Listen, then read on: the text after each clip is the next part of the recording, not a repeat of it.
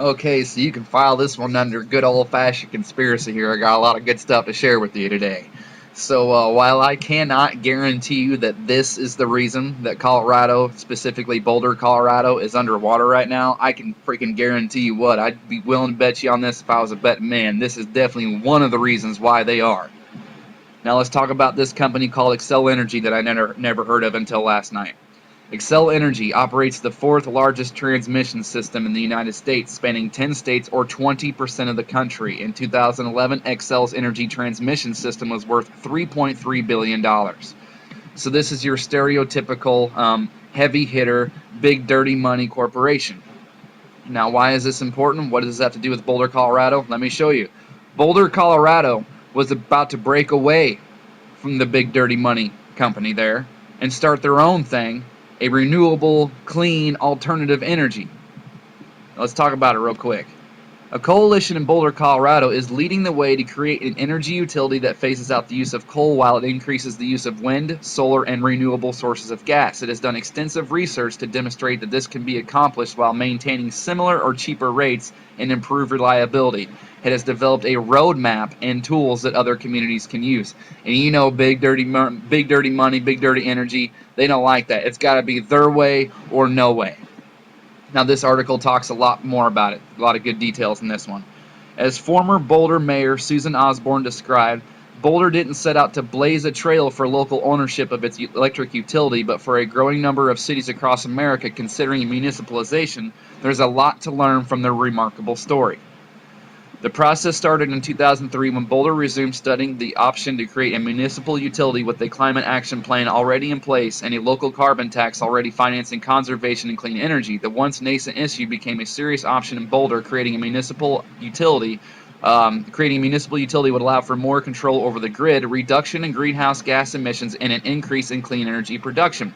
Xcel, big dirty money, forestalled the city's investigation when it offered to pilot its smart grid city in Boulder, a program that deployed advanced meters and fiber optic cables to improve information flow on the local electricity grid. Sorry, a lot of reading to do here.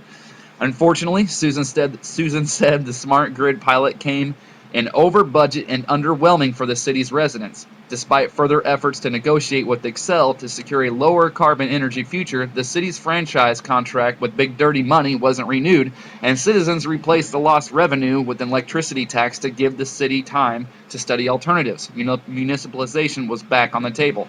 That's where it gets good. By 2011, it became clear that Big Dirty Money Xcel wasn't willing to give the city what it wanted. A last-ditch offer was stymied when Xcel insisted that the status quo also be placed on the ballot. The city put municipalization on the ballot in 2011, and the campaign began. Xcel spent over $1 million in a failed attempt to kill the ballot initiative, outspending local energy advocates 10-1. In the end, Boulder citizens voted in November 2011 to part ways with old Big Dirty Money, voting to form a municipal electric utility and tax themselves to fund the investigation of whether this new utility could meet ambitious clean energy targets. So you know they do not like it when stuff like that happens. Nope, nope, nope. It's going to be their way or no way, and I tell you what, you're certainly not going to lay a roadmap out for other people to do this kind of stuff. This was making a big splash. Here's even another report on it. And to go to show that they were for real about it, they were really going to do this, here's a conference that they had scheduled for October, next month, the 11th, in Boulder, Colorado, about breakthrough energy movement. So now whether or not they will go ahead and do this conference because of what's happened and continues to happen in Colorado, I don't know.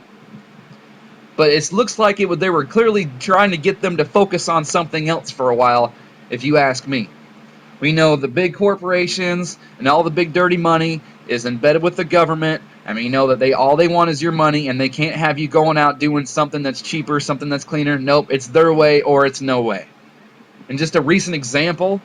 Oh, and maybe this made matters worse. I don't know. This happened on September 11th in Colorado Springs, which is just it's actually less than 2 hours away from Boulder, Colorado. I MapQuested it. They had 2 senators that were ousted because of the gun laws they're trying to do over there. Now, whether this made things worse, I don't know. This is clearly speculation, but I just wanted to point this out.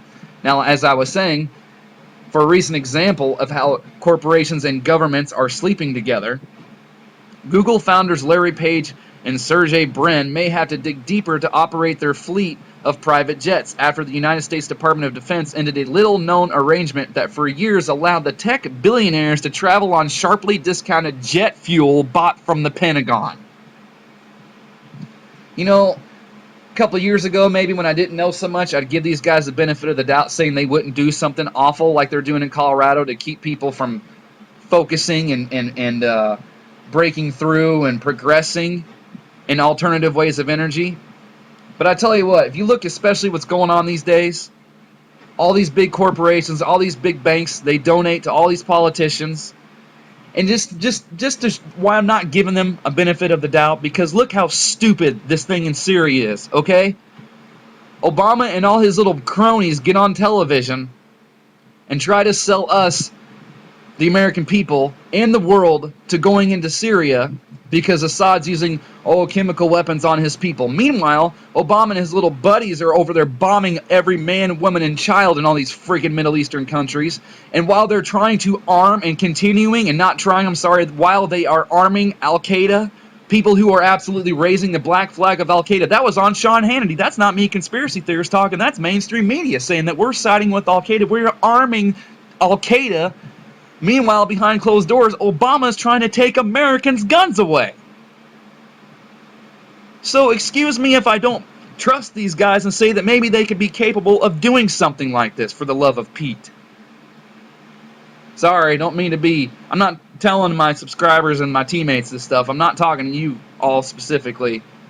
It's just ridiculous.